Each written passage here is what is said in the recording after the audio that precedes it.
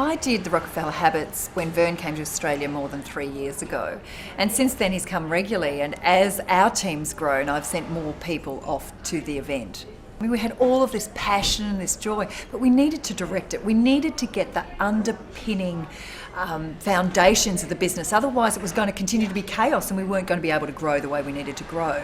We went structurally right from the very beginning of his program and literally implemented everything that he said. So starting off first of all with the purpose, our core purpose, identifying that. And all of this got documented in the one-page plan, and we still use the one-page plan as an overview of what it is that we are working on here.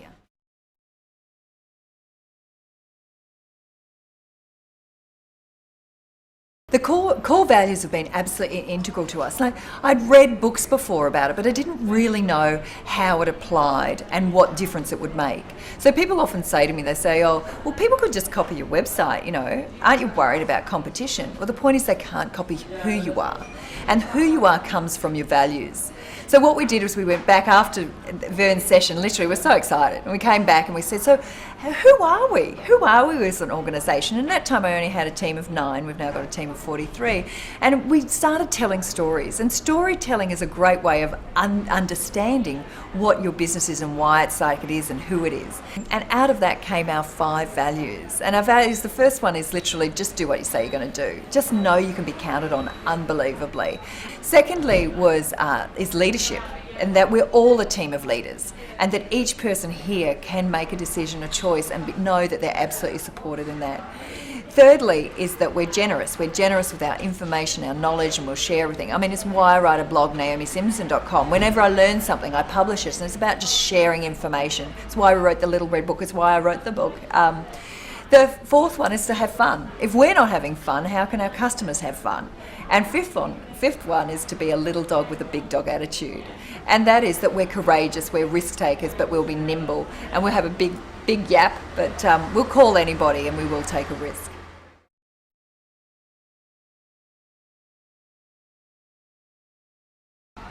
Well, it's interesting because we have a big, hairy, audacious goal, and literally when we came up with it, it was based on our purpose, so it aligns very nicely to our core purpose. So our core purpose is to change gifting in Australia forever. So once we were really clear that we're changing gifting in Australia forever, we thought, well, how are we going to know if we've changed gifting in Australia forever? And so we had to put a number to it, which is where our big, hairy, audacious goal came from. So we thought, well, if 10% of Australians have had a Red Balloon Day, they're going to know we've done something significant. It's enough people, so 2 million people will have had a Red Balloon Day. Now, when we came up with that, we're sort of straight out of Vern's session. I think I'd sold 7,500 activities now. But if you look at our scoreboard, you'll see that we've just got past the 20% mark. We've just got over 400,000 of these activities. This is what drives my business. The core thing is about how many people did we give a good time to, and that's driving the BHAG.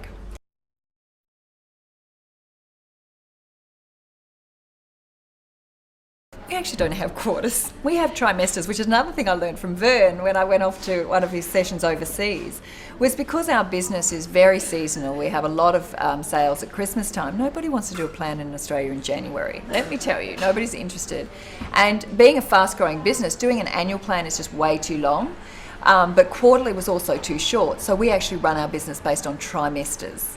And it's based on what is the pain in our business right now. Like, what's the number one pain? So the underlying theme this year is from success to significance. And so we launched this Black Diamond game. And when we launched, we used a Warren Miller movie called Cold Fusion. Warren Miller's fantastic. And we said, would you all like to go skiing? And we put the date in the diary the first week of August. But about 5 weeks before the end of trimester, I realised we just weren't going to make it. And it had nothing to do with people's intensity or how much they'd been putting into it. The fact of the matter is that many of our major corporate clients had pulled back on their programs. So I had to come in and say, well, guys, all these things we've done really, really well, but we're not going to make the game. And they were all going, oh. And I just said, well, but who still wants to go skiing? And they go, yay. But what I did is I said, guys, it's not going to be quite how we thought. So we're all going to catch a bus there, for instance. Well, the bus ended up being a fabulous road trip and we all had a great time. It was very funny. We stayed at a fabulous place right on the snow, but they all shared rooms. We had 10 in a room and it was like we were back at school. It was hilarious and really great fun. I think it's really important to celebrate what you do achieve. You know, we still got an amazing result. We still did 61% growth in our 7th year, you know, so we still did a pretty good thing, but just because we didn't quite get, you know, I think it's important to celebrate and have a backup strategy, as it were.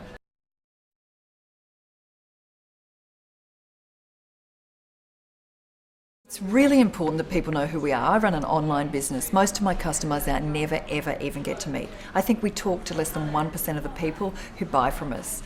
So we've got to give them experience of who we are at Red Balloon. Who are we? So a brand promise. It was really great when Vern put this into context for us of what is a brand promise. And a brand promise has to be painful. So when we came back and we talked about it, you know, what would be really painful? Well, it would be really painful if we had to give away free experiences. That would be really painful. But also knowing that people have a choice. You know, they can Google jet boating and go direct. So why would they choose to buy a voucher from me? So I had to get to what is the core point. And the point is, and it was actually a friend of mine who said, you know, I love your website. I use it as a directory. Then I just go and Google it directly. I was so upset. And the reality is we have to charge exactly the same as if you went direct to the supplier. And therefore you get all of this added value of someone there on the day. If they don't show up, you know, there's someone there. So you get all this wonderful purchasing ability, you get customer service, you get brand, you get excitement. But really, when it comes down to it, they still want to know that they've got a fair deal. So our brand promise, we literally, you pay no more if you come to Red Balloon as if you went direct. And if you do, we will give you 100% of the experience back. 100%. And it is really, really painful. So that keeps our guys here really focused on our supplier relationships and making sure suppliers are keeping us up to date on how their prices are changing. And they change a lot with fuel prices and insurance. So you pay no more with Red Balloon than if you went direct. And we called it a pleasure guarantee, but it's actually a pricing guarantee.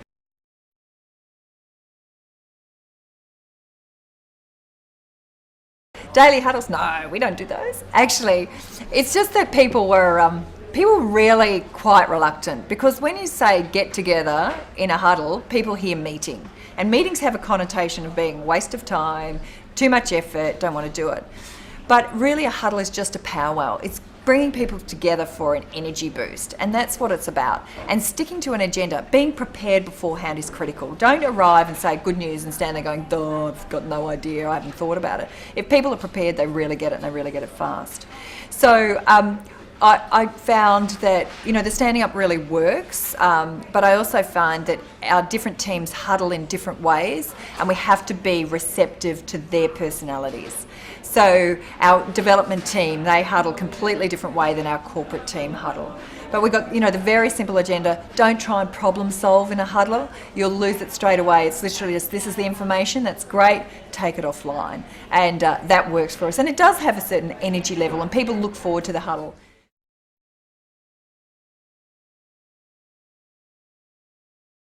Okay guys, so here we are for the morning huddle. Naomi, would you like to start? Yeah, I've got great news. I heard from Telstra yesterday they're going to go with a pilot program, so I'm very excited about that. And they've given me the feedback on the program agreement, so that's come straight back through to you, Sarah.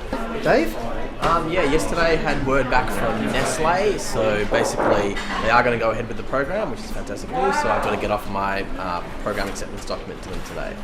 Okay. Cool stuff. I got a brief yesterday from Macquarie University for a 1,000 people event, so working on that with Sarah today. As you can see, I'm quite busy. Abbott is launching on Thursday, so that's all the deadlines are coming in nicely, and we have all the collateral to support it. So. That's great. Well, my good news is I finished the Little Red Book, and we should be able to get that off to print within the next 2 weeks, and it'll be delivered within 4 weeks. So it's great news. Yeah.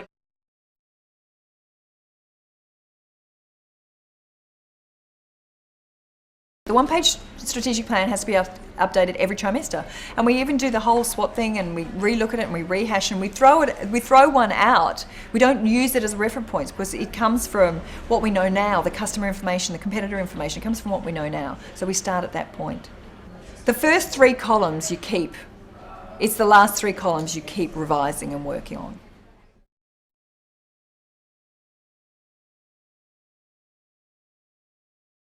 Being an entrepreneur is like being one of those clown punching bags. You know, you just punch them and then you have to get up again, punch them and get up again, punch them and get up again. And when I got to 5 years, I realised that once that we were really up to something here.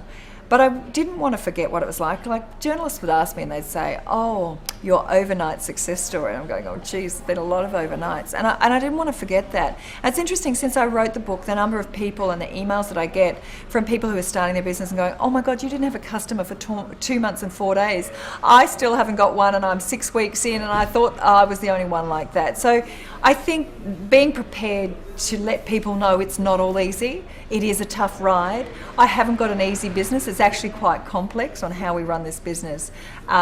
To let people know that they're not alone, and they may as well learn from my very expensive lessons, because it cost me a lot. So that's why I wrote the book. And Vern said, be prepared to put yourself out there. Be prepared to build the brand. The other thing is, being an online business, we never get to meet so many of our customers. We want them to be able to trust us. The more they know about who we are, the more they are likely to trust us to buy online. So the fact that I've written a book, that I love to speak, that I'm wherever I possibly can be, it's about meeting the person behind the business so that they know who I am and they know they can count on us.